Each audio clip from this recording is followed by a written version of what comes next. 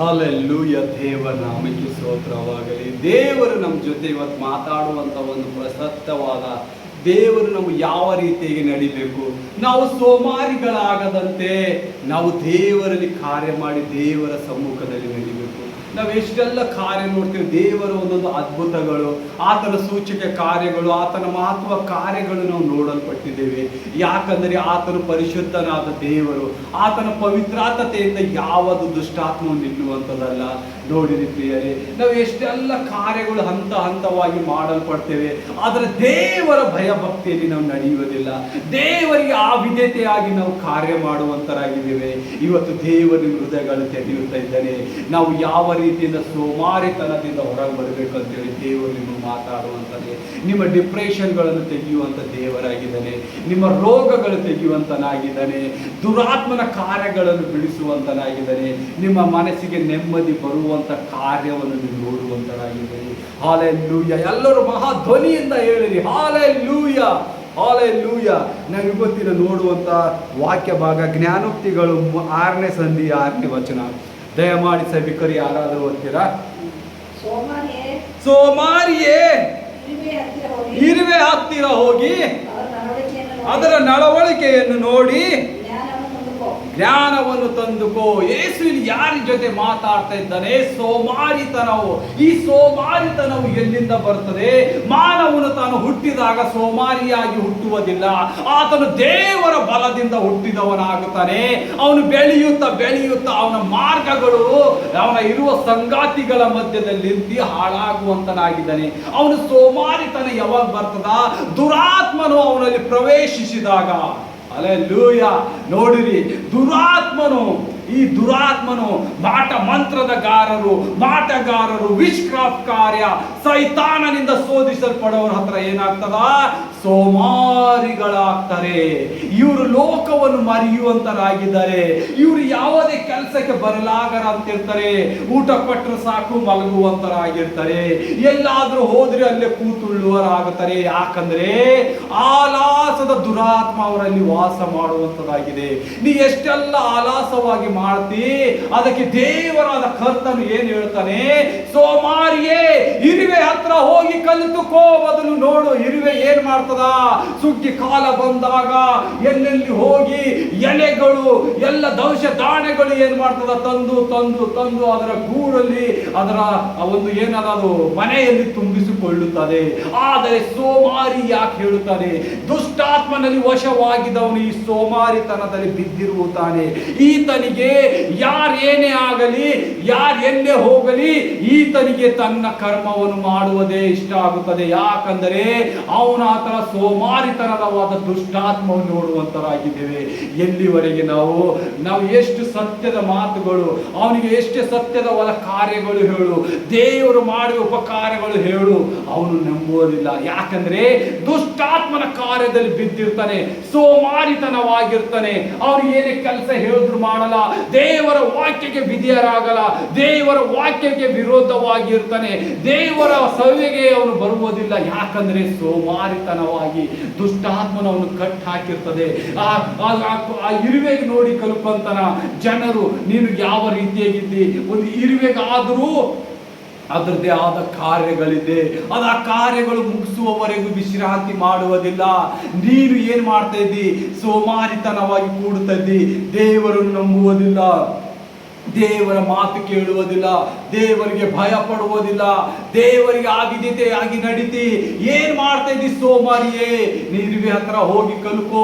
ಅದು ಎಷ್ಟು ಪ್ರಾಂಪ್ಟ್ ಆಗಿ ಕೆಲಸ ಮಾಡತದ. ನೀನು ಯಾಕೆ ಮಾಡ್ತಾ ಇಲ್ಲ ಅಂತ ದೇವರಿಗೆ ಕೇಳುವಂತನಲ್ಲ, ನಿನ್ನನ್ನು ನೀನು ಕೇಳಬೇಕು. ನೀನು ಪವಿತ್ರ ಆತ್ಮನನ್ನು ಕೇಳಿದಾಗ ನಿನ್ನ ಸೋಮಾರಿತನವನ್ನು ಬಿಟ್ಟು ಹೋಗುತ್ತದ. ನಾವು ಮುಂದೆ ಮತ್ತೆ ನೋಡ್ತೇವೆ. ಅದಕ್ಕೆ ನಾಯಕ, ಅಧಿಕಾರಿ, ಪ್ರಭುಗಳೆಲ್ಲ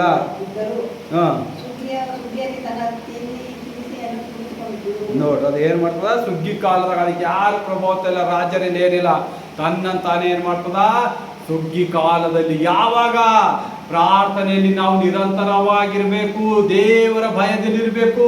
ನಿನ್ನನ್ನು ಯಾವಾಗ ಕಷ್ಟ ಬಂದಾಗ ದೇವರು ನಿನ್ನ ಸಮ್ಮುಖದಲ್ಲಿ ಯುದ್ಧ ಮಾಡುವಂತನಾಗಿದ್ದಾನೆ.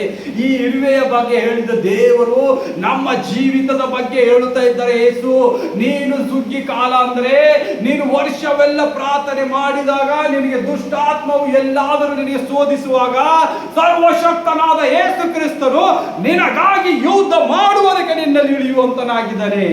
ಹಲ್ಲೆಲೂಯಾ. ನೋಡಿರಿ, ಯಾಕೆ ದೇವರ ಇರುವೆಗೆ ಹೋಲಿಸಿದರೆ ನಾವು ಏನ್ ಮಾಡ್ತಾ ಇದ್ದೇವೆ?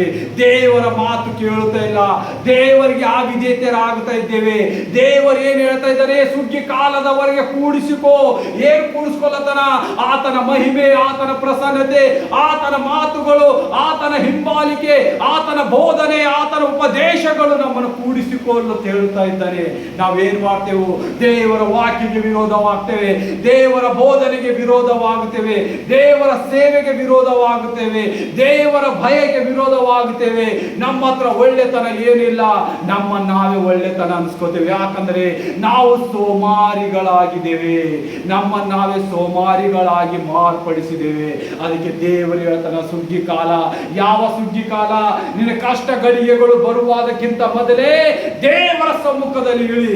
ದೇವರು ನಿನ್ನನ್ನು ನೋಡುವಂತನಾಗಿದ್ದಾನೆ. ನಿನ್ನ ಕಷ್ಟ ಬರೋದಕ್ಕಿಂತ ಮೊದಲೇ ನಾನು ನಿನ್ನ ಜೊತೆಗಾರನಾಗಿದ್ದಿ ಅಂತ ಹೇಳ್ತಾ ಇದ್ದಾನೆ. ಇರುವೆ ಕೂಡಿಸಿದಂಗ ನಿನ್ನ ಕೂಡಿಸು ಅಂತ ಹೇಳ್ತಾ ಇಲ್ಲ ದೇವರು. ನಿನ್ನ ಪಾಪ ದೋಷಗಳೆಲ್ಲ ಯೇಸುವಿಗೆ ಒಪ್ಪಿಸಬೇಕು. ನೀ ಮಾಡುವ ಒಂದೊಂದು ಕರ್ಮಗಳು ಯೇಸುವಿನ ಮುಂದೆ ಒಪ್ಪಿಸಿ ಆತನಿಗೆ ಹಗಲಿರುಳು ಧ್ಯಾನಿಸುತ್ತಾ ನಿನ್ನ ಕಾಲ, ಸುಗ್ಗಿ ಕಾಲ ಬರುವ ತನಕ ಯೇಸು ನಿನ್ನ ಹೃದಯದಲ್ಲಿ ಹಿಡಿದು ನಿನ್ನಲ್ಲಿ ಕಾರ್ಯ ಮಾಡುವಂತೆ ನೀನು ನಡೆಸಬೇಕು. ಇದೇ ಸುಗ್ಗಿ ಕಾಲ. ನಾವು ಮುಂದೆ ಓದುತ್ತೇವೆ. ಓದು. ಯೋಬನು ಹಾಗೆ ಮಾಡುವ ವಸ್ತುಗಳು ಆರಿವೆ. ಹೌದು, ಏಳು ಆತನಿಗೆ ಹಾಸ್ಯವಾಗಿ ತೋರಿಕೊಡುತ್ತವೆ. ಯಾವುವೆಂದರೆ ಎಮ್ಮೆಯ ಕಣ್ಣು, ಸುಳ್ಳಿನ ನಾಲಿಗೆ, ನಿರ್ದೋಷಕರ ರಕ್ತವನ್ನು ಸುರಿಸುವ ಕೈ,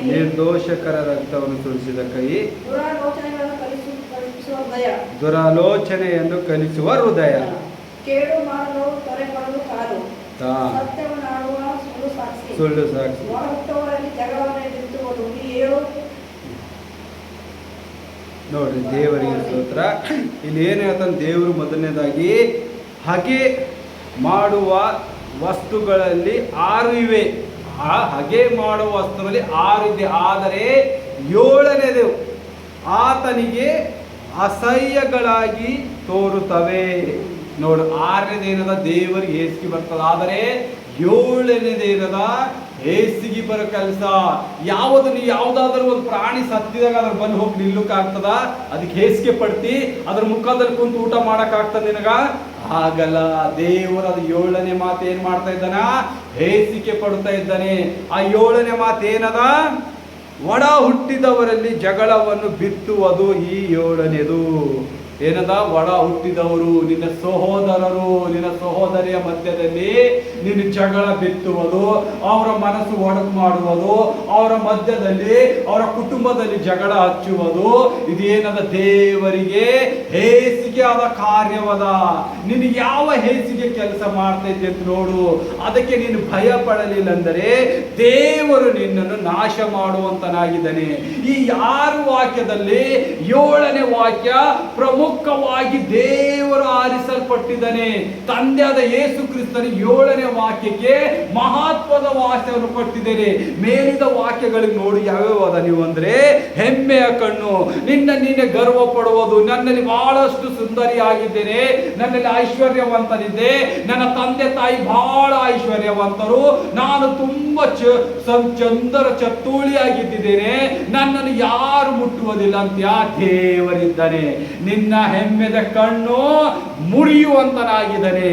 2ನೇದಾಗಿ ನೋಡ್ತೇವೆ, ಸುಳ್ಳಿನ ನಾಲ್ಗೆ. ದೇವರು ಏನು ಮಾಡಿದ್ದಾನೆ? ಸುಳ್ಳು ಆಡಿ ನೀನು ಒಂದು ಮನೆಗೆ ಒಡೆಯಬಹುದು, ಸುಳ್ಳು ಆಡಿ ಲೋಕಕ್ಕೆ ಹೇಳಬಹುದು. ದೇವರಿಗೆ ನೀನು ಏನ್ ಮಾಡ್ಬೇಕಾಗ್ತದ? ಸಾಕ್ಷಿ ಕೊಡ್ಬೇಕಾಗ್ತದ. ಹೋಗಿ ಪರಲೋಕದಲ್ಲಿ ಕೊಡ್ಬೇಕಾಗ್ತದ. ಈ ಲೋಕದಲ್ಲಿ ದುಷ್ಟಾತ್ಮನು ನಿನ್ನಲ್ಲಿ ಸೇರಿದಂತನಾಗಿರ್ತಾನೆ. ನೀನು ಒಳ್ಳೆಯವಳಲ್ಲ, ಒಳ್ಳೆ ಮನೆತನದವಳಲ್ಲ. ಸುಳ್ಳಿನ ನಾಲಿಗೆ, ನೀನು ಬಾಯಿ ಎತ್ತಿದರೆ ಸುಳ್ಳು, ಮೋಸ, ಚಾಡಿ, ಕೋರಲಾಗಿರ್ತೀನಿ. ನೀನು ನಿನ್ನಲ್ಲಿ ಒಳ್ಳೆತನವು ಹುಡುಕಿದರೂ ಸಿಗುವುದಿಲ್ಲ. ಆ ಸುಳ್ಳಿನ ನಾಲಿಗೆ ಬದಲಾಯಿಸಿದಾಗ ದೇವರ ರಾಜ್ಯಕ್ಕೆ ನೀ ಸೇರುವಂತಳಾಗಿದೆ. ನೀ ಎಷ್ಟು ಮನೆಗಳು ಹಾಳು ಮಾಡಿದಿ, ನೀನು ಎಷ್ಟು ಮನೆಗಳನ್ನು ದೋಷ ಮಾಡಿದಿ, ನೀ ಯಾರ್ಯಾರು ಮನೆಗಳಿಗೆ ನಾಶ ಮಾಡಿ ಕೊಯ್ದು ಹಾಕಿದಲ್ಲ, ಆ ಮನೆಯಲ್ಲಿ ವ್ಯಭಿಚಾರದ ಆತ್ಮಗಳು ತುಂಬಿಸಿದಿ, ಆ ಮನೆಯಲ್ಲಿ ಜಾರತ್ವದ ಆತ್ಮಗಳು ತುಂಬಿಸಿದಿ. ಯಾರಿಂದ? ನಿನ್ನ ಒಂದು ಸುಳ್ಳಿನ ನಾಲಿಗೆಯಿಂದ, ನಿನ್ನ ಹೆಮ್ಮೆದ ಕಣ್ಣಿನಿಂದ ಮನೆಗೆ ಹಾಳು ಮಾಡಿದಿ. ಈ ಪರಲೋಕ ಅಂತ ಹೇಳುವ ನಮ್ಮ ಶರೀರದಲ್ಲಿ ನೀನು ಹಾಳು ಮಾಡ್ಕೊಂಬುದಲ್ಲದೆ ಉಳಿದ ಮನೆಯನ್ನು ಹಾಳು ಮಾಡಿ ನಿನಗೆ ದೇವರ ರಾಜ್ಯಕ್ಕೆ ಮಹಿಮೆ ತರುವಂತ ಯೋಚನೆ ಮಾಡಕ್ ಹೋಗಬೇಡ. ನಿನಗೆ ದಂಡನೆ ಆಗುತ್ತದೆ. ನಾವು ನೋಡ್ತೇವೆ, ಯಾರು ದಾವೀದ ರಾಜನು ಆ ಹೆಣ್ಮಗಳು ಸ್ನಾನ ಮಾಡುವಾಗ ನೋಡಿ ಮೋಹಿಸಿ ಆಕಿನ ಜೊತೆ ಏನ್ ಮಾಡ್ತಾನ? ಎಲ್ಲ ಕೆಟ್ಟ ಕೆಲಸಗಳು ಮಾಡ್ತಾನ. ಅಷ್ಟು ಮಾಡದಲ್ಲದೆ ಆತನ ಗಂಡನನ್ನು ಘೋರವಾದ ಯುದ್ಧದಲ್ಲಿ ಹಾಕಿ ಕೊಲ್ಲಲ್ಪಡ್ತಾನೆ. ಇದು ದೇವರಿಗೆ ಹೇಸಿಗೆ ಆದ ಕೆಲಸ. ಆತನಿಗೆ ಗಂಡನಿಗೆ ಮೋಸ ಮಾಡಿದಾಗ ದೇವರು ಅವನನ್ನು ಕ್ಷಮಿಸಲ್ಪಡ್ತಾನೆ. ಆದರೆ ಆತನ ಪಾಪಗಳು ಕ್ಷಮಿಸಿಲ್ಲ.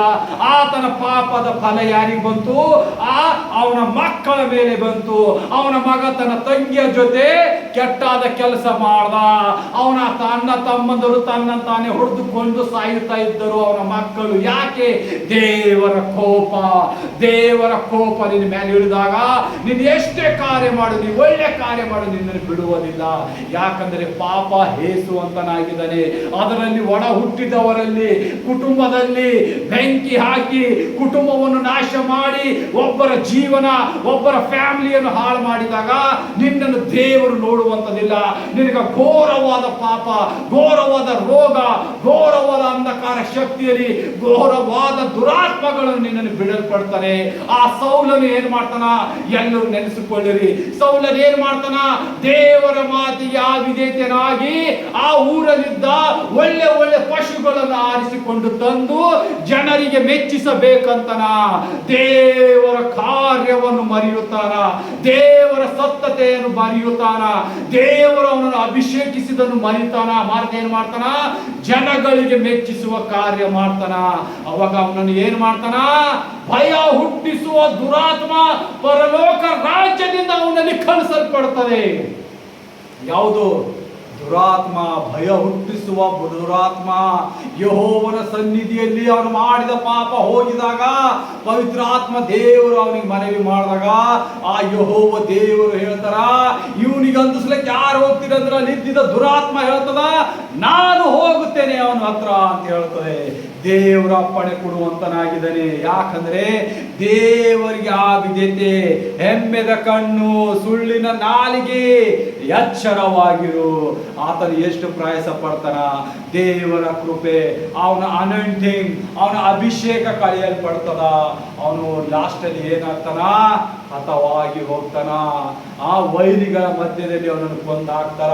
ಅವನ ಶವ 6 ತಿಂಗಳು ಹೊತ್ತುಕೊಂಡು ಹೋಗ್ತಾರ ಊರವರೆಲ್ಲ. ಎಲ್ಲಿವರೆಗೆ? ದಾವೀದ ರಾಜನಿಗೆ ಗೊತ್ತಾಗದವರೆಗೆ 40 ದಿವಸ ಅವನ ಶವವು ಹಂಗೆ ಸುತ್ತಾಡಲ್ಪಡ್ತದೆ. ಆಮೇಲೆ ಅವನಿಗೆ ಮಣ್ಣು ಮಾಡಲಾಗುತ್ತದೆ ಮಶಾನದಲ್ಲಿ. ನೋಡಿವಿ ದೇವರಿಗೆ ವಿಧೇಯ ಮಾಡಿದರ.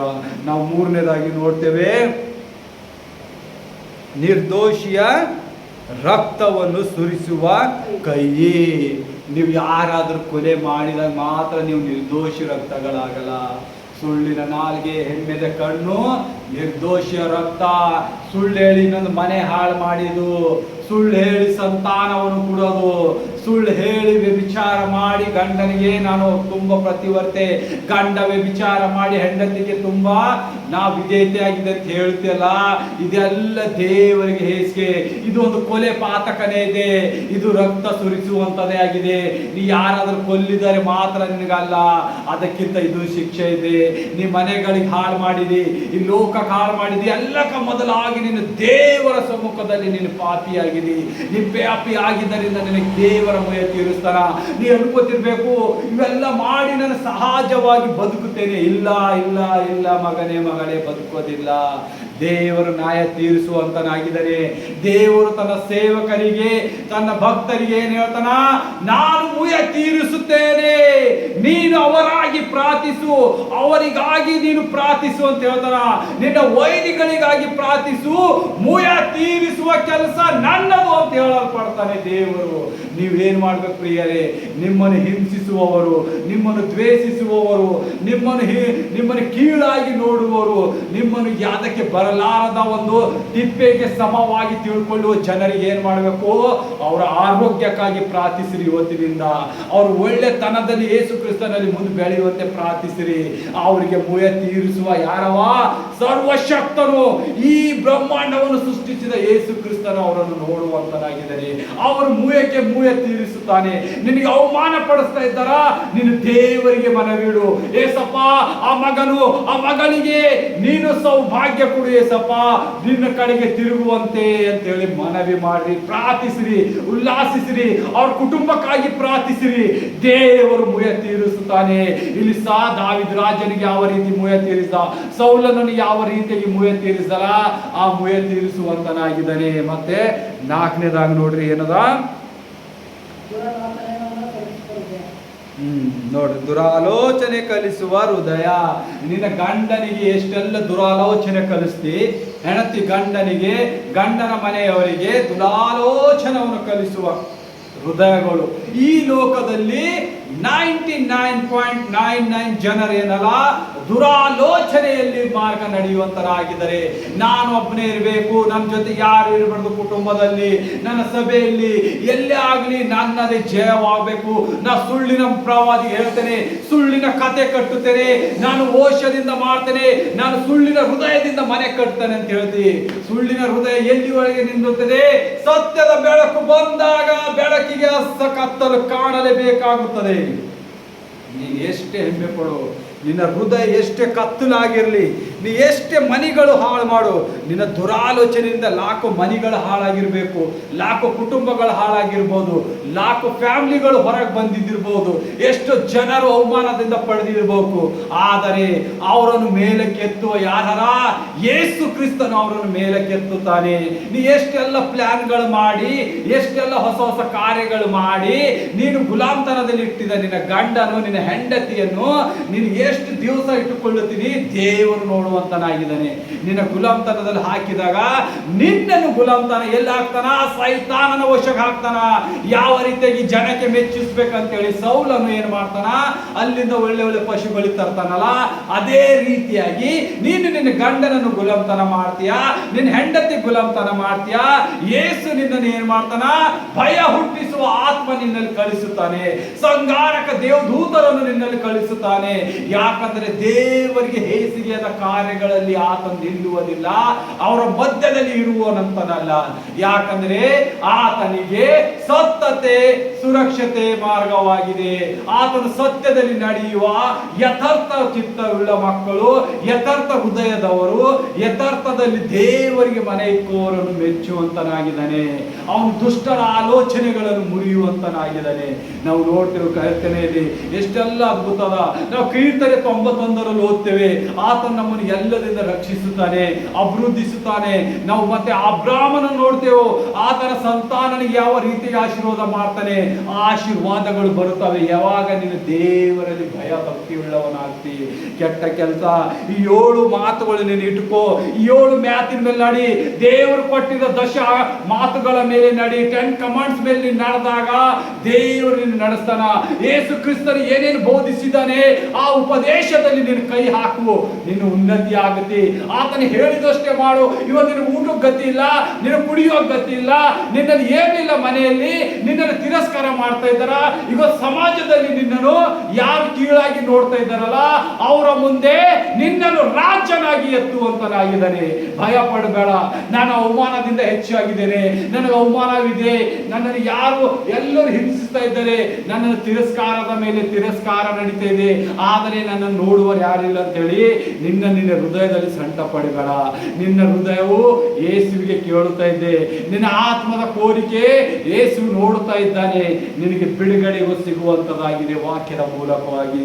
ನಾವು ಮುಂದೆ ನೋಡ್ತೇವೆ, ಕೇಡು ಮಾಡುವನ ತ್ವರೆಪಡುವ ಕಾಲು. ನೋಡಿ, ಕೇಡು ಮಾಡುವ, ತ್ವರೆಪಡುವ, ನೀನು ಇಲ್ಲದಂಥ ವ್ಯಭಿಚಾರದ ಕಾರ್ಯಗಳಿಗೆ ಹೋಗ್ತಿವೆ.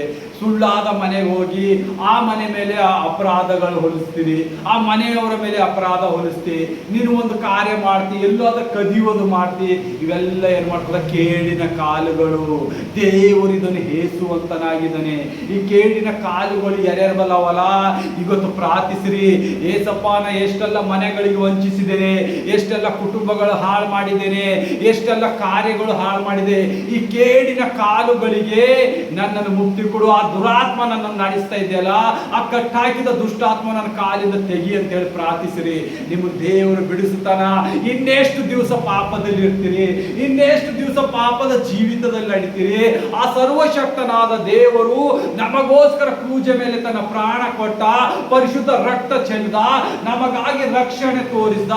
ಆದರೂ ಪಾಪದ ಮಾರ್ಗದಲ್ಲಿ ನಡೆಯುವ ನಿಮ್ಮ ಮಕ್ಕಳೇ, ನಿಮ್ಮ ಕುಟುಂಬ, ಬೇರೆಯವರ ಕುಟುಂಬವನ್ನು ಯಾತಕ್ಕೆ ಹಾಳು ಮಾಡ್ತಾ ಇದ್ದೀರಾ? ನಿಮ್ಮ ದುರಕಾಲಿನಿಂದ ಅಲ್ಲಿ ನಡೆದು ಆ ಮನೆಗಳಿಗೆ ಹಾಳು ಮಾಡ್ತಾ ಇದ್ದೀರಿ. ನಿಮ್ಮ ನಾಲ್ಗೆಯಿಂದ ಮನೆಗಳು ಹಾಳು ಮಾಡ್ತಾ ಇದ್ದೀರಿ. ನಿಮ್ಮ ಕೆಟ್ಟೋದ ಹೃದಯದಿಂದ ಅವರ ಮನೆಗಳು ಹಾಳು ಮಾಡ್ತಾ ಇದ್ದೀರಿ. ನೀವು ದೇವರ ರಾಜ್ಯಕ್ಕೂ ಹಾಳು ಮಾಡ್ತಾ ಇದ್ದೀರಿ, ಮನುಷ್ಯರಿಗೂ ಹಾಳು ಮಾಡ್ತಾ ಇದ್ದೀರಿ. ಯಾಕಂದ್ರೆ ನಿಮ್ಮ ಹತ್ರ ಸೈತಾನನು ವಾಸ ಮಾಡ್ತಿದ್ದಾನೆ. ಈ ವಾಕ್ಯದಲ್ಲಿ ಇದ್ದ ಪ್ರತಿಯೊಂದು ವ್ಯಕ್ತಿ ಕಾರ್ಯ ಮಾಡುವವನು ಸೈತಾನನ ಮಗನೆಂದು ಅನಿಸಿಕೊಳ್ಳುತ್ತಾನೆ. ಮುಂದೆ ಕೊಡ್ತೇವೆ ಅಸತ್ಯವಾದ ಸುಳ್ಳು ಸಾಕ್ಷಿ. ಇವತ್ತಿನ ಜನರೇಷನ್ ಏನಾಗದ? ನಾನು ಬದುಕದರೆ ಸಾಕು, ನನ್ನ ಬಾಯಿಗೆ ಬಂದಿದ್ದೆಲ್ಲ ಅಸತ್ಯವಾದ ಸುಳ್ಳು ಆಡಿ ಎಷ್ಟೋ ಮನೆಗಳು ಹಾಳಾಗ್ತಾ ಇದೆ, ಎಷ್ಟೋ ಫ್ಯಾಮಿಲಿಗಳು ಒಡಕುತ್ತಾ ಇದೆ, ಎಷ್ಟೋ ಬಿಸ್ನೆಸ್ಗಳಲ್ಲಿ ಲಾಸ್ ಆಗ್ತಾ ಇದೆ, ಎಷ್ಟೋ ಕಾರ್ಯಗಳು ಮುರಿಯಲ್ಪಡ್ತಾ ಇದೆ. ಯಾತಕ್ಕಾಗಿ? ಅಸಹ್ಯವಾದ ನಿನ್ನದೇ ಮಾತು. ಈ ಏನು ಅಸಹ್ಯವಾಗಿ ಕಾರ್ಯ ಮಾಡ್ತಾ ಇದೆಯಲ್ಲ, ನಿನಗೇನು ಮಾಡುವುದಿಲ್ಲ. ನೀನು ಎಷ್ಟು ಸುಳ್ಳು ಸಾಕ್ಷಿ ಹೇಳ್ತಿ, ಅದು ಬಿ ಅಸಹ್ಯವಾದ ಸುಳ್ಳು ಸಾಕ್ಷಿಗಳು. ನಿನಗೆ ಯಾರು ಮುಟ್ಟಿಲ್ಲ ಅಂದರೆ ಮುಟ್ಟಿದನಂತೇಳಿ ಸುಳ್ಳು ಸಾಕ್ಷಿ ಹೇಳ್ತಿ. ಗಂಡನು ಹೆಂಡತಿಗೆ ಸಪೋರ್ಟ್ ಮಾಡಿ ಆಸ್ತಿ ಅಂತ ಹೊಡೆಯೋದಕ್ಕಾಗಿ ಈ ಲೋಕದಲ್ಲಿ ಬಹಳಷ್ಟು ಕೆಲಸ ಮಾಡ್ತಾ ಇದ್ದಾರೆ. ಯಾಕಂದರೆ ನಾನು ಬದುಕಬೇಕು. ಗಂಡನಿಗೆ ಹೆಂಡತಿ ಮೇಲೆ ಪ್ರೀತಿ ಇಲ್ಲ, ಹೆಂಡತಿಗೆ ಗಂಡನ ಮೇಲೆ ಪ್ರೀತಿ ಇಲ್ಲ. ದುಡ್ಡಿಗಾಗಿ ಬದುಕ್ತಾ ಇದ್ದಾರೆ. ನಿಜ ಜೀವನ, ನಿಜ ಪ್ರೀತಿ ಯಾರಿಗೂ ಗೊತ್ತಿಲ್ಲ. ಎಲ್ಲರೂ ಅಸಾಧ್ಯವಾದ ಸುಳ್ಳು ನೋಟಗಳು ನೋಡಿ ಸುಳ್ಳು ಸಾಕ್ಷಿಗಳು ಹೇಳಿ ಅವನು ಯಾವ ರೀತಿಯಾಗಿ ಮೋಹಿಸ್ತಾ ಇದ್ದಾರೆ, ಯಾವ ರೀತಿಯಿಂದ ದುಷ್ಟಾತ್ಮ ಕಾರ್ಯಗಳು ಅವರನ್ನು ಮಾಡ್ತಾ ಇದೆ. ಇಲ್ಲಿ ಯಾವ ಕುಟುಂಬವನ್ನು ಕರೆಕ್ಟಾಗಿ ನಡೀತಿಲ್ಲ. ದೇವರ ಆಶೀರ್ವಾದದಲ್ಲಂತೂ ಕುಟುಂಬಗಳಿಲ್ಲವೇ ಇಲ್ಲ. ಯಾಕಂದ್ರೆ ಅಸಹ್ಯವಾದ ಸುಳ್ಳು ಸಾಕ್ಷಿಗಳು ಹೇಳ್ತಾ ಇದ್ದಾರೆ. ಎಲ್ಲ ಫ್ಯಾಮಿಲಿಗಳಲ್ಲಿ ಗಂಡನಿಗೆ ಹೆಂಡತಿ ಮೇಲೆ ನಂಬಿಕೆ ಇಲ್ಲ, ಗಂಡನಿಗೆ ಹೆಂಡತಿ ಮೇಲೆ ನಂಬಿಕೆ ಇಲ್ಲ, ಮಕ್ಕಳು ತಾಯಿ ತಂದೆ ಮೇಲೆ ನಂಬಿಕೆ ಇಲ್ಲ, ಮಕ್ಕಳಿಗೆ ಮಕ್ಕಳ ಮೇಲೆ ನಂಬಿಕೆ ಇಲ್ಲ, ಸೊಸೈಟಿಗಳಿಗೆ ಜನರ ಮೇಲೆ ನಂಬಿಕೆ ಇಲ್ಲ. ಯಾಕಂದ್ರೆ ಸುಳ್ಳು ಸಾಕ್ಷಿಗಳು. ಯಾಕಂದ್ರೆ ದುಡ್ಡು, ಯಾರು ದುಡ್ಡು ಕೊಡ್ತಾರ, ಯಾರು ಮೆಚ್ಚಿಸುತ್ತೇವೆ, ಯಾರು ಶ್ರೀಮಂತರಿದ್ದಾರೆ ಅವರನ್ನು ಮೆಚ್ಚಿಸುವುದಕ್ಕಾಗಿ ಸುಳ್ಳು ಸಾಕ್ಷಿಗಳು ಹೇಳಿಕೊಳ್ಳುತ್ತಾ ಹೋಗ್ತೀರಿ. ಈ ಹೇಸಿಗೆ ಬರುವ ಕೆಲಸವು ದೇವರಿಗೆ ಮೆಚ್ಚಿಸುವಂಥರು. ನೀವು ಎಷ್ಟೆಲ್ಲ ಬಲಹೀನರಾಗಿದ್ದೀರಿ, ಎಷ್ಟೆಲ್ಲ ದುರಾತ್ಮನ ಕಾರ್ಯದಲ್ಲಿ ದಿನ ನಡೀತಾ ಇದ್ದೀರಿ. ಮುಂದೆ ನೋಡ್ತೇವೆ 6ನೇ ಮಾತು ಏನದಂಬರು ಹೋದ್ರಿ. 7ನೇ ಮಾತು, ಒಡ ಹುಟ್ಟಿದವರಲ್ಲಿ ಜಗಳವನ್ನು ಬಿತ್ತುವನು. ಅದು ಯಾರೇ ಆಗಲಿ, ಒಂದು ಮನೆಗೆ ಬಂದಿದ ಸೊಸೆ ಆಗಿರ್ಬೋದು, ಒಬ್ಬ ಅಳಿಯನಾಗಿರ್ಬೋದು, ಅವರ ತಂದೆ ತಾಯಿಗಳಾಗಿರ್ಬೋದು, ಅಣ್ಣ ತಮ್ಮಂದಾಗಿದ್ದಿರ್ಬೋದು, ಗೆಳೆಯ ಗೆಳತಿಯರಾಗಿರ್ಬೋದು, ನಿಮ್ಮ ನೆರೆಯವರಾಗಿರ್ಬೋದು, ನೀವು ಒಡ ಹುಟ್ಟಿದವರಲ್ಲಿ ನೀವು ಜಗಳ ಹಚ್ಚಿದಾಗ ದೇವರು ನಿಮ್ಮನ್ನು ಸುಮ್ಮನೆ ಬಿಡುವಂತನಲ್ಲ. ನೀವು ಆವಾಗ ಜಗಳ ಹಚ್ಚಿ ನೀವು ಸುರಕ್ಷಿತವಾಗಿ 1 ವರ್ಷ 2 ವರ್ಷ ನೀವು ಸುಖವಾಗಿ ಬಾಳಬಹುದು. ದೇವರ ಕೋಪ ಹಿಂದೆ ಓಡಲು ಬರುತ್ತದೆ. ಅಭಿಷೇಕ ಹೊಂದಿದ ವ್ಯಕ್ತಿ ಯಾರು? ಸೌಲನು. ಅಭಿಷೇಕದಿಂದ ನಡೆಯುತ್ತಿದ್ದ ದಾವೀದ ರಾಜನು ಏನೆಲ್ಲ ಕಷ್ಟಗಳು ಪಟ್ಟರು. ಯಾವ ಒಂದು ಒಡಕಾಗಿದಾಗ ದೇವರಿಗೆ ಆಜ್ಞೆತರಾಗಿ ನಡೆದಾಗ ಇಲ್ಲಿ ಕುಟುಂಬಗಳಲ್ಲಿ ಒಡಕು ನಾವು ನೋಡ್ತೇವೆ. ಒಂದು ವಾಕ್ಯ ಭಾಗದಲ್ಲಿ ಮೋಶದ ಏನ್ ಮಾಡ್ತಾನ, ಮೋಶದು ಒಂದು ಮೋಶತಿ ಬಂದಾಗ ಒಂದು ಊರಲ್ಲಿದ್ದಾಗ 5 ಜನ ಹೆಣ್ಮಕ್ಳು ಇರ್ತಾರ. 5 ಮಂದಿ ಹೆಣ್ಮಕ್ಳು ಇದ್ದಾಗ ಅವ್ರಿಗೆ ಗಂಡು ಮಕ್ಕಳು ಯಾರು ಇರುವುದಿಲ್ಲ. ದೇವರು ಏನ್ ಮಾಡ್ತಾನ, ಆ ತಂದೆ ಒಬ್ಬನೇ, ತಾಯಿ ಇರೋದಿಲ್ಲ, 5 ಮಂದಿ ಹೆಣ್ಮಕ್ಳು ಮಾತ್ರ ಇರ್ತಾರ. ಅಕಸ್ಮಾತಿಗಾಗಿ ಆ ತಂದೆಯು ಸಾಯಲ್ಪಡ್ತಾನ. ಆ ಸತ್ತಾಗ ಅವನಲ್ಲಿದ್ದ ಆಸ್ತಿ ಅಂತಸ್ತೆಲ್ಲ ಏನ್ ಮಾಡ್ತಾನ, ಅವರೆಲ್ಲ ಅವರ ಅಣ್ಣ ತಮ್ಮರು ಬಂದು ಅದ್ರ ಮೇಲೆ ವಶ ಪಡ್ತಾರೆ. ಯಾಕಂದ್ರೆ ಆಗಿದ ಲಾ ಏನಿತ್ತಂದ್ರೆ, ಯಾರೇ ಆಗ್ಲಿ ಹೆಣ್ಮಕ್ಳು ಇದ್ರೆ ಅವರಿಗೆ ಆಸ್ತಿ ಕೊಡಂಗಿಲ್ಲ. ಆತನ ಸಹೋದರ ಸಹೋದರಿ ಅಂದ್ರೆ ಅವರ ಅಣ್ಣ ತಮ್ಮ ಕಜನ್ಸ್ ಏನಿರ್ತಾರಲ್ಲ ಅವರಿಗೆ ಸೇರಲ್ಬೇಕಂತ ಹೇಳಿ ಇದು ಕಾರ್ಯ ಇರ್ತದ. ಆದರೆ ಈ 5 ಮಂದಿ ಹೆಣ್ಮಕ್ಳು ಏನ್ ಮಾಡ್ತಾರ, ಮೋಶೆಯ ಸಮ್ಮುಖದಲ್ಲಿ ಹೋಗ್ತಾರ. ಮೋಶೆಯ ಸಮ್ಮುಖದಲ್ಲಿ ಹೋಗಿ, ಪ್ರಭುವೇ, ನಾವು ಹೆಣ್ಣು ಮಕ್ಕಳಾಗಿದ್ದರೇನು, ನಾವು ವಯಸ್ಸಾಯ ಮಾಡುತ್ತೇವೆ, ನಾವು ಮದುವೆ ಆಯ್ತೇವೆ, ನಮ್ಮ ಗಂಡನ ಇರ್ತಾನ, ನಮ್ಗೆ ಹೆಲ್ಪ್ ಮಾಡ್ತಾನ, ನಮ್ಮ ಆಸ್ತಿ ನಾವು ಇವ್ರಿಗೆ ಯಾಕೆ ಕೊಡಬೇಕು ಅಂತ ಕೇಳಿದಾಗ ಆತನು ಮೋಶೆ ಏನ್ ಮಾಡ್ತಾನ, ಅವ್ರಿಗೆ ಏನು ಉತ್ತರ ಕೊಡಲ್ಲ. ಆತನು ದೇವರ ಸನ್ನಿಧಿಗೆ ಹೋಗ್ತಾನ. ಆತನ ಗುಡಾರಕ್ಕೆ ಹೋಗಿ ಮೊಳಕಾಲೂರಿ ಪ್ರಾರ್ಥಿಸಿದಾಗ ದೇವರ ಉತ್ತರ ಬರುತ್ತದೆ. ಏನಂತ, ಆ ಹೆಣ್ಣ ಮಕ್ಕಳಿಗೆ ಅವರ ಆಸ್ತಿಯನ್ನು ಕೊಡು, ಅವರ ಕಸನ್ಸ್ ಏನಿರ್ತಾರಲ್ಲ ಅಣ್ಣ ತಮ್ಮರ ಮಕ್ಕಳಿಗೆ ಕೂಡ ಬೇಡ. ಇದು ಆ ತಂದೆಗೆ ಹುಟ್ಟಿದ ಮಕ್ಕಳು, ಅವರಿಗೆ ಆಸ್ತಿ ಹೋಗ್ಬೇಕಂತ ಹೇಳಿದಾಗ ಮೋಶೆ ಅದೇ ಧರ್ಮಶಾಸ್ತ್ರದಲ್ಲಿ ಬರೆಯಲ್ಪಟ್ಟಿದ್ದಾನೆ. ಅವಾಗ ಹೆಣ್ಮಕ್ಕಳಿಗೆ ಅವರದೇ ಆದ ಆಸ್ತಿ ಸಿಗಲ್ಪಡ್ತದೆ, ಹೊಲಗಳು. ನೋಡಿರಿ, ಈ ಎಲ್ಲ ಲಾಗಳು ದೇವರು ಒಂದಾಗಿ ನಮಗೆ ಕೊಡಲ್ಪಟ್ಟಿದ್ದಾನೆ. ಆ ಸಹೋದರಿಯರು ಯಾರಿಗೂ ದೇವರು ದೂರ ಮಾಡಿಲ್ಲ. 5 ಜನರಿಗೆ ಎಷ್ಟು ಬೇಕಿತ್ತು ಅಷ್ಟು ಅವರ ಆಸ್ತಿಯನ್ನು ಕೊಡಲ್ಪಟ್ಟಿತ್ತು. ಇವಾಗ ಜನರು ಏನ್ ಮಾಡ್ತಾ ಇದ್ದಾರೆ, ಆಸ್ತಿಗಾಗಿ ಸುಳ್ಳು ಮಾತುಗಳು ಹೇಳಿ ಆಸ್ತಿಯನ್ನು ವಶ ಪಡ್ಕೊಳ್ಳುತ್ತಾ ಇದ್ದಾರೆ. ಎಲ್ಲರಿಗೆ ಬರುವಂತ ಹಕ್ಕು, ಯಾಕಂದ್ರೆ ಸರ್ವಶಕ್ತನಾದ ಯೆಹೋವ ದೇವರು ಮಾಡಿದ ಒಡಂಬಡಿಕೆ. ಈ ಕೋವಿನೆಂಟ್ ಯಾರಿಂದ ಬದಲಾಯಿಸಲಿಕ್ಕೂ ಸಾಧ್ಯವಿಲ್ಲ. ಯಾರಾದರೂ ಈ ತರ ಮಾಡಿ ವಶ ಮಾಡಿ ಕದ್ಕೊಂಡಿದ್ದಾರೆ, ನೀನು ದೇವರಿಗೆ ಹಿಸಾಬ್ ಕೊಡ್ಬೇಕಾಗ್ತದ. ಯಾರಿಗೆ? ಯೇಸುವಿಗೆ ಹಿಸಾಬ್ ಕೊಡ್ಬೇಕಾಗ್ತದ. ನಮ್ಮ ಬೀದರ್ ಭಾಷೆಯಲ್ಲಿ ದೇವರಿಗೆ ನಿಂದು ಪ್ರಯಾಸ ಕೊಡ್ಬೇಕಾಗ್ತದ. ನೀ ಆನ್ಸರ್ ಮಾಡ್ಬೇಕಾಯ್ತದ ದೇವ್ರ ಬಳಿ. ನೀನು ನಿನ್ನ ಸಹೋದರನ್ನು ನೀನು ನೇಮಿಸಿ ಎಲ್ಲ ಆಸ್ತಿಯನ್ನು ನೀನು ಯಾವ ರೀತಿಯಾಗಿ ನೀನು ವಶ ಮಾಡಿಕೊಂಡಿದಿ, ನಾನು ಪವಿತ್ರದಾದ ಗ್ರಂಥದಲ್ಲಿ ಬರೆದಿದ್ದ ನೀನು ಆಜ್ಞೆಗಳಿಗೆ ಮೀರಿದಿ, ಅದಕ್ಕೆ ನೀನು ದೋಷಿಯಾಗಿದಿ. ನೀನು 5 ವರ್ಷ 6 ವರ್ಷ 10 ವರ್ಷ ನೀ ಸುಖ ಗಳಿತಾದ್ರ ಅಲ್ಲಿಂದ ಅದು ನಿನಗೆ ಹತ್ತುವುದಿಲ್ಲ. ಇಲ್ಲದ ನಿನ್ನ ಸಂತತಿಗೆ ಬರಲಾರದಂತ ಕಷ್ಟಗಳು ಮಾಡ್ತೇನೆ. ನೋಡಿರಿ, ಭಯ ಪಡ್ರಿ. ಆಸ್ತಿ ಅಂತಸ್ತಿಗಾಗಿ ಇನ್ನೊಬ್ಬರ ಹೃದಯ ಮಾಡಿ ಸಹೋದರರಲ್ಲಿ ಜಗಳ ಹಚ್ಚಿಸುವ ಯಾವರು ಬದುಕುವುದಿಲ್ಲ. ದೇವರು ಹೇಳಿದ ಮಾತಿನಲ್ಲಿ ನಾವು ನಡಿಬೇಕು. ಈ 6 ಮಾತುಗಳಲ್ಲಿ 7ನೇದು ಎಷ್ಟು ಶ್ರೇಷ್ಠವಾಗಿದೆ. ಇದರ ಮುಖಾಂತರ ಆ ಹೆಣ್ಮಕ್ಕಳಿಗೆ ಅವರ ಹೊಲಗಳು ಸಿಗುತ್ತವು, ಅವರ ತಂದೆ ಆಸ್ತಿಯಲ್ಲಿ ಅವ್ರ ಪಾಲಾದರು, ಅವರಿಗೆ ಬೇಕಾದ ಆಸ್ತಿ ಅವ್ರಿಗೆ ಸಿಕ್ತು. ಯಾರಿಂದ ಯಾರ ಆಸ್ತಿಗಳನ್ನು ವಶ ಮಾಡುವಳಿಕೆ ಚಾನ್ಸ್ ಇಲ್ಲ. ಆದರೆ ಭಯ ಪಡ್ರಿ, ಸೋಮಾರಿಗಳಾಗಿ ಕೂಡಬೇಡ್ರಿ. ಯಾರ್ಯಾರು ಸೋಮಾರಿಗಳಾಗಿ ಕೆಲಸ ಮಾಡದೆ, ತನ್ನ ಕುಟುಂಬವನ್ನು ಸಾಕದೆ, ಕುಟುಂಬದಲ್ಲಿ ನಡೆಯದೆ ಕೂತಿರಲ್ಲ, ನೀವೆಲ್ಲ ದುರಾತ್ಮನ ಗ್ರಸ್ತರಾಗಿದ್ದೀರಿ. ದುರಾತ್ಮನ ನಿಮ್ಮಲ್ಲಿ ಪ್ರವೇಶಿಸಿದಾನೆ. ಆ ದುರಾತ್ಮನನ್ನು ಹೋಗ್ಬೇಕಾದ್ರೆ ನೀವು ವಾಕ್ಯ ಓದ್ಬೇಕು, ಆರಾಧಿಸ್ಬೇಕು, ಸ್ತುತಿ ಸ್ತೋತ್ರಗಳು ಹೇಳ್ಬೇಕು, ಪ್ರಾರ್ಥನೆಯಲ್ಲಿ ಇರ್ಬೇಕು. ಯಾವ ದುರಾತ್ಮವು ನಿಮ್ಮ ಬಲಿಗೆ ಬರುವುದಿಲ್ಲ, ದುರಾತ್ಮವು ನಿಮ್ಮ ಕಡೆ ನೋಡುವಂಥದ್ದಿಲ್ಲ. ಅದಕ್ಕಾಗಿ ದೇವರಿಗೆ ಸ್ತೋತ್ರವಾಗಲಿ. ಈ ವಾಕ್ಯ ನಿಮ್ಮ ಹೃದಯದಲ್ಲಿ ಸಂಕಟಕ್ಕಾಗಿ ಸ್ತೋತ್ರ. ಹೌದು, ಅವ್ರಿಗೆ ಏನಾಗ್ತದ, ತಟ್ಟನೆ ವಿಪತ್ತು ಸಂಭವಿಸ್ತದ. ತಟ್ಟನೆ ಅಂದ್ರೆ ಏನು? ಅಯ್ಯೋ, ಎಲ್ಲಿ ನೋಡಷ್ಟು ಒಳಗೆ ಎಲ್ಲ ತೀರೋಯ್ತು. ನೀ ಯಾರಿಂದರ ಮನೆ ವಶ ಮಾಡ್ಕೊಂಡಿದಿ, ಆ ಮನೆ ಬಿದ್ದು ಹೋಗಲ್ಪಡ್ತದ. ಆ ಮನೇಲಿ ಯಾರು ನಿಲ್ಲುವರಂತಾರಲ್ಲ. ನೀನು ಒಬ್ಬ ಅಣ್ಣ ತಮ್ಮರನ್ನು ಕಳಿಸಿ ಅವರ ಕುಟುಂಬ ಹಾಳು ಮಾಡ್ತಿ, ನಿನ್ನ ಕುಟುಂಬ ಹಾಳಾಗ್ತದ. ನೀ ಅಲ್ಲಿಂದ ಅವಲ್ಲೇ ನೀನು ಹಾಳಾಗ್ತಿ, ನಿನ್ನ ಸಂತತಿ ಉದ್ಧಾರವಾಗಲ್ಲ. ನೀ ಸುಳ್ಳು ಹೇಳಿ ಮೋಸ ಮಾಡಿ ಗಂಡನನ್ನು ವಂಚಿಸ್ತಿ, ನೀ ಸುಳ್ಳು ಹೇಳಿ ಮೋಸ ಮಾಡಿ ಹೆಂಡತಿಗೆ ವಂಚಿಸ್ತಿ. ನೀನು ದೇವರಲ್ಲಿ ಏನ್ ಕೊಡ್ಬೇಕಾಗ್ತದ? ಸಾಕ್ಷಿ ಕೊಡ್ಬೇಕಾಗ್ತದ. ಬಂದು ಏನ್ ಸಾಕ್ಷಿ ಕೊಡ್ತಿ? ನಿನ್ನಲ್ಲಿ ಮುಖನೇ ಹೇಳಕ, ನಾನು ಏನಾದ್ರೂ ಒಳ್ಳೆ ಕೆಲಸ ಮಾಡಿ ಅಂತ ಹೇಳುವಂತ ನಿನ್ನಲ್ಲಿ ಶ್ರಮೆನೇ ಇಲ್ಲ. ಯಾಕಂದ್ರೆ ನಿನಗೆ ದೇವರು ಆಲ್ಮೋಸ್ಟ್ ಆಲ್ 90% ಏನ್ ಮಾಡ, 95% ತಟ್ಟನೆ ವಿಪತ್ತು ಬಂದ್ಬಿಡ್ತದ. ತಟ್ಟನೆ ವಿಪತ್ತು ಬಂದ್ಮೇಲೆ ಯಾರಿಗೆ ಆನ್ಸರ್ ಮಾಡ್ತಿ? ಮಾಡಕ್ಕೆ ಆಗಲ್ಲ. ನರಕದ ಭಾಗ್ಯ ಎಲ್ಲಿ ಮೊದಲು ಹಿಂದೆ ನರಕ ಅನುಭವಿಸ್ತಿ, ಬರಲಾರದಂತ ಅನಾರೋಗಗಳು ಬರ್ತಾವ, ಬರಲಾರದಂತ ಹಿಂಸೆಗಳು ಬರ್ತಾವ.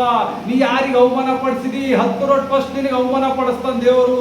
ನೀ ಯಾರಿಗೆ ಜೀವ ಹಿಂಸೆ ಮಾಡ್ತಿದಿ 10ಕ್ಕಿಂತ 20 ರಷ್ಟು ಫಸ್ಟ್ ದೇವರು ನಿನಗೆ ಹಿಂಸೆ ಪಡಿಸ್ತಾನೆ. ಯಾಕಂದ್ರೆ ಅವ್ನು ಏನ್ ಹೇಳ್ಯಾನ, ನನ್ನ ಮಕ್ಕಳು ಯಥಾರ್ಥ ಇದ್ದವರಿಗೆ ಏನ್ ಮಾಡ್ತೆ, ನಾನು ಮುಯ ತೀರಿಸ್ತೆ. ಮುಯ ಅಂದ್ರೆ ಏನರ್ಥ, ಆತ ನಿಮ್ ಜೊತೆ ಯುದ್ಧ ಆಡ್ತಾನೆ. ನೀವು ದೇವ್ರ ಸರಿ ಯುದ್ಧ ಆಡಕ್ ಚಾನ್ಸ್ ಅದ ನಿಮ್ಗ? ದೇವ್ರ ಜೊತೆ ನೀವು ನಿಲ್ಲಕ್ ಸಾಧ್ಯ ಅದನ? ಸಾಧ್ಯವಿಲ್ಲ. ಅದಕ್ಕೆ ನಿಮಗೆ ಮುಯ ತೀರಿಸ್ತೀನಿ ಅಂತ ಹೇಳಿದ ದೇವರು. ತಟ್ಟನೆ ವಿಪತ್ತು ಬರ್ತದ ಅಂದ್ರೆ ಆತನೇ ಮುಯ ತೀರಿಸುವುದಕ್ಕೆ ನಿಮ್ಗೆ ಬರ್ತಾನ. ಇದೆಲ್ಲ ನೀವು ಚೆನ್ನಾಗಿ ಗಮನಿಸಬೇಕು. ನಿಮ್ಮ ಪಾಪದ ಕೃತ್ಯವನ್ನು ಬಿಟ್ಟು ಯೇಸುವಿನ ಹಿಂಬಾಲಕರಾಗರಿ, ಯೇಸುವಿನ ಬೋಧನೆಯಲ್ಲಿ ನಡ್ರಿ, ಆತನ ಕೃಪೆ ಕರುಣೆಗಳಲ್ಲಿ ನೀವು ಮುಂದೆ ನಡೀರಿ, ಆತನ ಅಭಿಷೇಕ ಪಡೀರಿ, ಆತನ ಆಶೀರ್ವಾದಗಳು ಪಡೀರಿ, ಆತನ ಉನ್ನತಿಯಾಗಿ ನೀವು ಬೆಳೀರಿ, ಆತನ ಸೇವೆಯಲ್ಲಿ ಭಾಗಿಯಾಗಿರಿ. ಅದು ಬಿಟ್ಟು ಮನೆ ಹಾಳು ಮಾಡೋದು, ಮನೆಯಲ್ಲಿ ಜಗಳ ಹಚ್ಚುವುದು, ಇನ್ನೊಬ್ಬರ ಮನೆ ಹಾಳು ಮಾಡೋದು, ಇನ್ನೊಬ್ಬರ ಆಸ್ತಿ ಅಂತಸ್ತು, ಇನ್ನೊಬ್ಬರ ಬಿಸ್ನೆಸ್, ಇನ್ನೊಬ್ಬರ ನೌಕರಿ, ಇನ್ನೊಬ್ಬರ ಜೀವನ ಹಾಳು ಮಾಡುವಂತ ಕಾರ್ಯ ಮಾಡಿದಾಗ ದೇವರು ನಿಮ್ಮನ್ನು ಮುಯ ತೀರಿಸುವಂತನಾಗಿದ್ದಾನೆ. ನಿಮಗೆ ತಟ್ಟನೆ ವಿಪತ್ತು ಬರುತ್ತದೆ. ನೀವು 10 ವರ್ಷ 5 ವರ್ಷ ಮಾತ್ರ ಖುಷಿಯಾಗಿರ್ತಿ. ಅಲ್ಲಿಂದ ದೇವರ ಕೋಪ ಬಂದಾಗ 4-5 ತಲೆಮಾರಿನವರೆಗೆ ಏನದ ನಿನಗ ಕಷ್ಟಗಳು ಬರ್ತಾವ. ಆ 4-5 ತಲೆಮಾರಿಗಳು ದೇವರಿಗೆ ಅಂಗಿನೇ ಕರೆಸಿಲ್ಲ ಅಂದ್ರೆ ಮತ್ತೆ 4-5 ತಲೆ ಅಂದ್ರೆ ಹಂಗೆ ನೀನು ಅದೇ ಪಾಪದಲ್ಲಿ ಬಿದ್ದಿ ನೀನು ನಾಶವಾಗಿ ಸಾಯ್ತಾನೆ ಇರ್ತಿ. ನಿನ್ನ ಸಂತಾನದ ಎಲ್ಲಿ ಕಾಣಲಾರದಾಗ ಮಾಡ್ತಾನ. ಅದೇ ನೀನು ಒಬ್ಬನೇ ದೇವರ ಕಡೆ ತಿರುಗು, 10 ತಲೆಮಾರಿನವರೆಗೆ ನಿನ್ನನ್ನು ಏನ್ ಮಾಡ್ತಾನೆ ದೇವರು ಎತ್ತಲ್ಪಡ್ತಾನ. ಹಲ್ಲೆಲೂಯಾ, ಆಮೇನ್ ಆಮೇನ್. ವಾಕ್ಯಕ್ಕಾಗಿ ಸ್ತೋತ್ರ. ಅಂತಿಮ ಬ್ಲೆಸ್ಸಿಂಗ್ ಪ್ರೇಯರ್ ಮಾಡೋಣ. Thank you Lord Jesus. ಯೇಸುವೆ, ನಿನ್ನ ಪರಿಶುದ್ಧ ನಾಮಕ್ಕಾಗಿ ಸ್ತೋತ್ರ ಏಸಪ್ಪ. ನಿನ್ನ 6 ಮಾತು 7ನೇ ಮಾತು ಎಷ್ಟು ಅದ್ಭುತವಾಗಿ ಮಾಡಿದೆ ಏಸಪ್ಪ. ಸೋಮಾರಿಗಳಿಗೆ ಯಾವ ರೀತಿಯಾಗಿ ನೀನು ವಾಕ್ಯವನ್ನು ಕೊಟ್ಟಿದೆ ಏಸಪ್ಪ, ಅದಕ್ಕಾಗಿ ಸ್ತೋತ್ರ. ಈ ಸಭೆಯಲ್ಲಿ ಕುಂತಿದೆ ಎಲ್ಲ ಮಕ್ಕಳ ಮೇಲೆ ಆಶೀರ್ವಾದ, ಅಭಿಷೇಕ, ಉನ್ನತ ಅಭಿವೃದ್ಧಿ, ಶಾಂತಿ, ಸಮಾಧಾನ ಎಲ್ಲ ತೊರೆದೆಗಳಿಂದ out in the name of Jesus Christ. ಅಪ್ಪ, ಈ ಮಕ್ಕಳಿಗೆ ಬಲವನ್ನು ಕೊಡು. ಕಾಲುವೆ ನೀರಲ್ಲಿ ಬೆಳೆದ ಗಿಡದಂತೆ ಬೆಳೆಸು ಏಸಪ್ಪ. ಎಲ್ಲ ಕುಂದು ಕೊರತೆಗಳು ತೆಗಿ. ಇವರು ಅಭಿವೃದ್ಧಿಯಾಗಿ ಹೆಚ್ಚಾಗಲಿ, ನಿನ್ನ ಸೇವೆ ಕಾರ್ಯಗಳಲ್ಲಿ ಹೆಚ್ಚಾಗಲಿ, ನಿನ್ನಲ್ಲಿ ಬಲವಾದ ಕಾರ್ಯಗಳು ಮಾಡುತ್ತಾ, ನಿನ್ನ ನಾಮವನ್ನು ಜಪಿಸುತ್ತಾ, ನಿನ್ನನ್ನು ಆರಾಧಿಸುತ್ತಾ, ಎಲ್ಲ ದುರಾತ್ಮನ ಕಾರ್ಯಗಳು ಮುರಿಯುತ್ತಾ, ನಿನ್ನ ರಾಜ್ಯಕ್ಕೆ, ನಿನ್ನ ಪರಲೋಕ ರಾಜ್ಯಕ್ಕೆ ಮಹಿಮೆ ಬರುವಂತೆ ಮಕ್ಕಳ ಮೇಲೆ ಅಭಿಷೇಕದ ಮಳೆ ಇಳಿಸಿ ಸಪ್ಪ. ಹೌದು ಯೇಸುವೇ, ಈ ಸ್ವಾಮಿ ಪೌಲ್ ಅನಿಲ್ ಮಿನಿಸ್ಟ್ರಿಗಾಗಿ ನೀನು ಪ್ರಾರ್ಥಿಸ್ತೇನೆ ಸಪ್ಪ. The church of the miracle, the church of the healing and miracles ಸ್ವಾಮಿ, ಇದೆಲ್ಲ ನಡೆದು ಬಂದ ಮಕ್ಕಳು ಈ ಅಭಿವೃದ್ಧಿಯಾಗಿ ಈ ಚರ್ಚಿಗೆ ಹೆಚ್ಚಾಗಿ ಕಾರ್ಯ ಮಾಡಿ ಸಪ್ಪ. ಬಂದು ಎಲ್ಲ ಹೃದಯ ಮೇಲೆ ಆನ್ಲೈನ್ ನೋಡುವ ಎಲ್ಲ ಮಕ್ಕಳ ಹೃದಯ ಮೇಲೆ ನೀನು ಆಶೀರ್ವಾದ ಬರೀತಾನಾಗಿರು ಸ್ವಾಮಿ. ಎಲ್ಲರೂ ನಿನ್ನ ಕೈಗೊಪ್ಪಿಸ್ತೇನೆ ಸಪ್ಪ. ಶಾಂತಿ ಸಮಾಧಾನದಿಂದ ಇವರನ್ನು ಕಳಿಸಿ ಸಪ್ಪ. ನಿನ್ನ ಒಂದೇ ನಾಮದಲ್ಲಿ ನಿಮ್ಗೆ ಹೇಳ್ತೇವೆ ಚಿರುಳಂತಂದೆ. ಆಮೇಲೆ ಆಮೇಲೆ. ನನ್ನ ಮನವೇ ಯೆಹೋವನನ್ನು ಕೊಂಡಾಡು, ನನ್ನ ಸರ್ವೇಂದ್ರಿಗಳೇ ಆತನ ಪವಿತ್ರ ನಾಮದಲ್ಲಿ ಕೀರ್ತಿಸಿರಿ. ನನ್ನ ಮನವೇ ಯೆಹೋವನನ್ನು ಕೊಂಡಾಡು, ಆತನು ಮಾಡಿದ ಉಪಕಾರಗಳಲ್ಲಿ ಒಂದನ್ನು ಮರೆಯಬೇಡ. Amen amen. Praise the Lord. God bless you all. Thank you Lord Jesus Christ. Amen.